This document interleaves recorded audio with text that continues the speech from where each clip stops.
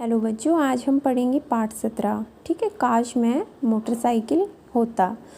तो इसमें लेखक ने एक घटना के माध्यम से, ठीक है, जो कि एक कल्पना है पूरी तरह से, तो ये दर्शाने की कोशिश की है कि आज जो हमारा सरकारी तंत्र है, ठीक है, जो भी हमारे सरकारी विभाग हैं, उनमें भ्रष्टाचार कहाँ तक फैला हुआ है। ठीक है, तो चलिए अब हम अपना पाठ पढ़ते हैं। प्रस्तुत पाठ एक व्यंग्य रचना है, जिस पाठ में लेखक ने सरकारी कर्मचारियों की कार्य प्रणाली का आकर्षक वर्णन किया है कि जो सरकारी विभागों में सरकारी कर्मचारी काम करते हैं, उनकी कार्य प्रणाली क्या है, वो किस प्रकार से काम को करते हैं, कितनी ईमानदारी से अपना कार्य निभाते हैं। प्रस्तुत पाठ में दर्शाया गया है कि लेखक का एक्सीडेंट हो जाता है। ठीक है, लेखक है, उनका एक्सीडेंट हो गया। जब उन्हें होश आता है तो खुद को नाली में पाते हैं। एक्सीडेंट हो गया है और जब उनको होश आता है, क्योंकि लोग उनको उठा के नहीं ले गए हॉस्पिटल में, वो वहीं पड़े हुए हैं, और होश आता है तो वो देखते हैं मैं नाली में पड़ा हूँ, और उनके हाथ पैर में भी बहुत सारी चोटें आती हैं। तो किसी ने वहाँ पर एम्बुलेंस को बुला दिया। तो जब एम्बुलेंस वहाँ आती है तो लेखक की स्थिति को देखकर वह वापस चली जाती है।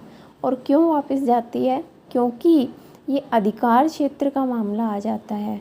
ठीक है, एम्बुलेंस का ड्राइवर उतरकर देखता है कि जो लेखक हैं वो एक्सीडेंट के बाद में दूसरे क्षेत्र में, जो उनका अधिकार क्षेत्र नहीं है, ठीक है, जो उनके चिकित्सा के अधिकार क्षेत्र में नहीं आता है, वो उससे बाहर गिरे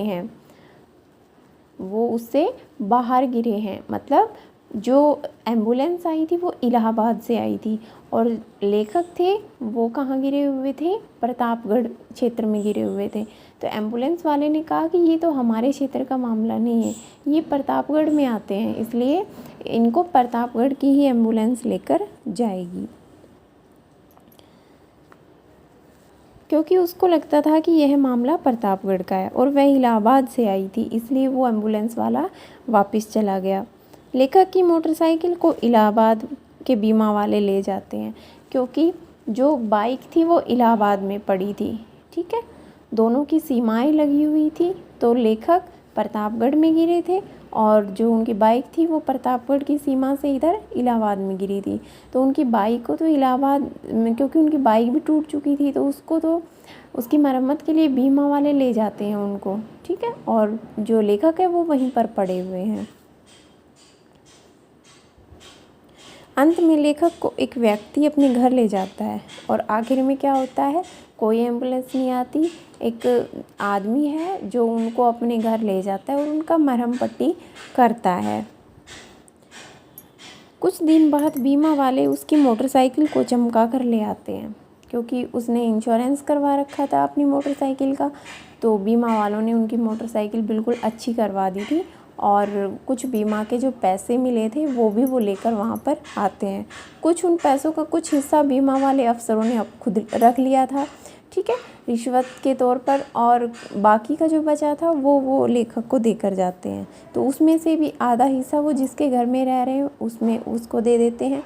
ठीक है, लेखक के पास थोड़ा ही बचता है।